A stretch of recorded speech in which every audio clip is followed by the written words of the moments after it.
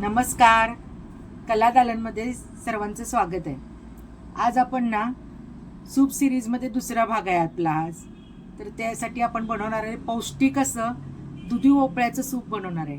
असंच आपण पौष्टिक आता सलग 8 दिवस आपण सूपचे प्रकार बघणार आहोत.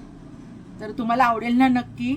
तर आज मी दुधी भोपळ्याचं सूप बनवते. अगदी पौष्टिक आणि पचायला अगदी हलकं आणि कमी कॅलरीज आहेत त्याच्यामध्ये आणि एकदम सोपी रेसिपी आहे. तर चला बघूया आपण. चला, दुधी घेतलाय,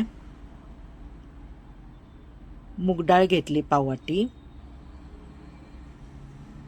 लसूण आहे 4-5 पाकळ्या, आल्याचे तुकडे छोटेसे 4 घेतलेत, मिरची एकच मिरची, जिरं, हिंग आणि मीठ. दुधी धुवून घेतलाय आणि आपल्याला आता पावच दुधी घ्यायचं आहे यातला आणि त्याचे बारीक तुकडे करायचे आणि त्याची चव बघायची. दुधी भोपळ्याचं सूप बनवताना एक गोष्ट नक्की लक्षात ठेवा. दुधी कापल्यानंतर त्याची चव थोडीशी कडू लागली तर तो दुधी वापरू नका, कारण कडू दुधी आरोग्यासाठी घातक आहे आणि त्यामुळे चव तपासून मगच सूप बनवा. जर कडू असेल तर तो टाकून द्या. आता हे सगळं ना आपण कुकरमध्ये घालून घ्यायचं आहे.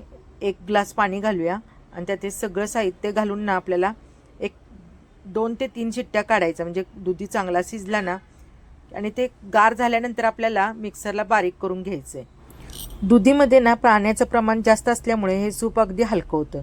तर मूग डाळीमुळे आपल्याला प्रथिने मिळतात, थोडं फायबर पण मिळतं आणि आलं, लसूण, मिरी ह्याच्यामुळे चव चांगली येते.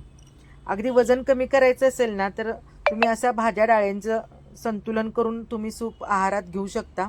सूप बरोबर तुम्ही रोजचा संतुलित आहार आणि व्यायाम हा केलाच पाहिजे, तरच वेट लॉस होऊ शकतो. प्रत्येकाच्या प्रकृतीनुसार आहारात तुम्ही हे सूप घेऊ शकता.